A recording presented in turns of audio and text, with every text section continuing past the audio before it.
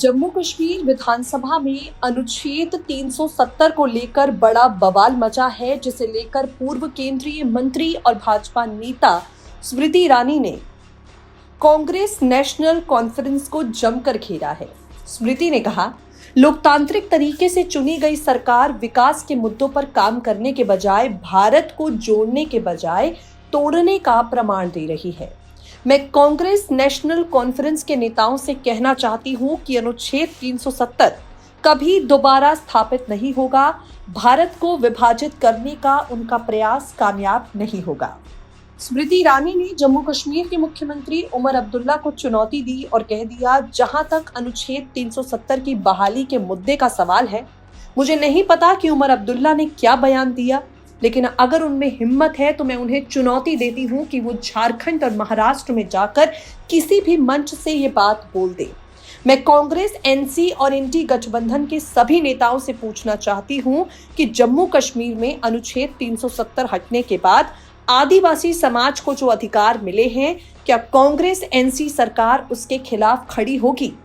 दलितों और पिछड़े समाज को जो अधिकार मिले हैं, क्या उसके खिलाफ कांग्रेस एनसी सरकार खड़ी होगी?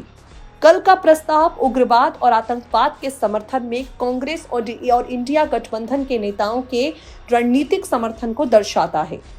स्मृति ईरानी ने इस मुद्दे को लेकर एक प्रेस कॉन्फ्रेंस की और कह दिया, बुधवार को इंडी गठबंधन ने जो प्रस्ताव पारित किया है, उसके तहत वो जम्मू कश्मीर में भारत के संविधान के खिलाफ एक नई जंग लड़ते नजर आ रहे हैं। मैं इंडी गठबंधन के नेताओं से पूछना चाहती हूं कि भारत की संसद और सुप्रीम कोर्ट के फैसले जो सबको स्वीकार्य है, उसके निर्णय का अपमान और अवहेलना करने का अधिकार कांग्रेस और एनसी को देश में किसने दिया? भारत में हर नागरिक को पता है कि आर्टिकल 370 हटने के बाद नागरिकों की मृत्यु में 80% की कमी आई है। अनुच्छेद 370 हटने के बाद जम्मू कश्मीर में आतंकी घटनाओं में 70% की कमी हुई है। लोकतांत्रिक तरीके से चुनी गई सरकार विकास के मुद्दों पर काम करने के बजाय भारत को तोड़ने का प्रमाण दे रही है। आपको बता दें, जम्मू कश्मीर विधानसभा में इंजीनियर राशिद के भाई और लेंगिट से विधायक खुर्शीद अहमद शेख द्वारा अनुच्छेद 370 पर बैनर दिखाए जाने के बाद हंगामा हुआ। भाजपा नेताओं और उनके बीच नोकझोंक हो गई, नौबत हाथापाई तक आ गई, जिसके चलते मार्शलों को बीच बचाव करने के लिए आना पड़ा।